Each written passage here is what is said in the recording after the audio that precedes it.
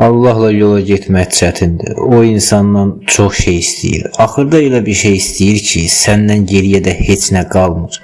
Misal üçün sizdə vicdan deyilən bir şey var. Çoxunuz vicdanlı olmağı yaxşı bir şey kimi qəbul edirsiniz.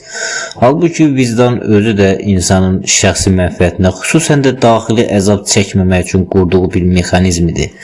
Vicdan insanı daxili ağrıdan qoruyan, ona əzab verən əməlləri bloklayan da bir sistemdir. Vicdan zəif adamların qəlbində olan bir şeydir. O, həyatda hələ pişməmiş insanlar üçündür. Vicdanlı olub nədənsə çəkinmək bu sənin yaxşı adam olmağın deyil. Sadəcə daxili ağrıdan qorxmağındır. Əgər o mənəvi ağrıya dözümün olsa, gözünü qırpmadan eləyərsən. Sən başqasına yox, öz ağrına acıyırsan. Allah sizdən cəhənnəm və ya polis qorxusu olmadan iman istəyir. Amma bununla da bitmir ki, o istəyir ki, siz heç nədən qorxmadan ona itaət eləyəsiniz. Tutalım ki, nə qanundan, nə Allahdan, nə də vicdan əzabından qorxmursunuz. İstəsəniz adam öldürə bilərsiniz, amma öldürmürsünüz, sadəcə öldürmürsünüz. Və yaxud da başqa bir ziyan. İnsan o vaxt kamil ola bilər ki, o dövlətdən, Allahdan və hətta öz vicdanının verəcəyi mənəvi ağrıdan qorxmadan pislik etməsin. Allah sizdən bu mütləq azadlığı tələb edir. İndi deyin görüm, siz belə ola bilərsinizmi? Vicdan belə insanın şəxsi mənfəətinə xidmət edən bir şeydir. İnsan qorxu ilə idarə olunur. Dövlət qorxusu, Allah qorxusu, vicdan qorxusu. Siz başdan başa qorxularla dolusunuz.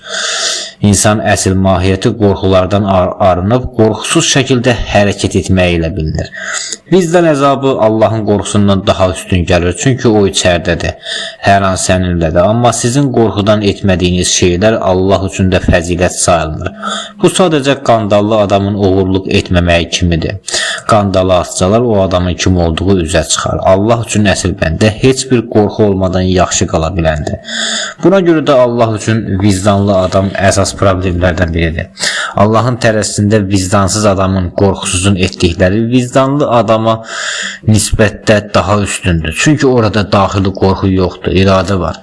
Bax, ona görə deyirəm ki, bu Allahla yola getmək çətindir. Demək olar ki, mümkün deyil. O qədər çətin və tərs məntiqlə işləyən prinsiplərlə hərəkət edir ki, Allah insanların təkcə etdikləri və ya etmədikləri əməllərə görə yox, həm də ən əsası insanların qanun, cəhənnəm, vicdan əzabı kimi qorxusu olmadan nələr edə biləcəyinə baxır. İnsanın bu qorxular olmadan edə biləcəkləri onun hazırki ruh halından asılıdır. İndi deyin görüm, necə Allahın qarşısında təmiz qala bilərsiniz ki, siz bir şey edən kimi heç bir qorxunuzun olmamasıdır.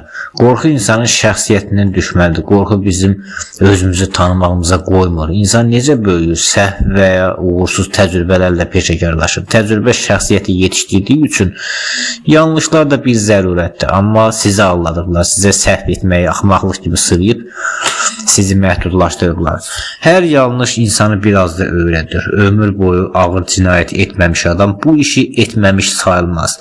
Allah insanın qorxusuz halda nə edəcəyini bilir. O sizin qorxusuz variantınızı görür və məhz o qorxusuz variantınız sizin əsl simanızdır. İndi hardan bilirsiniz ki, Allah sizinlə necə davranır? Qorxduğunuz indiki halınızla, yoxsa qorxulardan azad olan o gizli varlığınızla?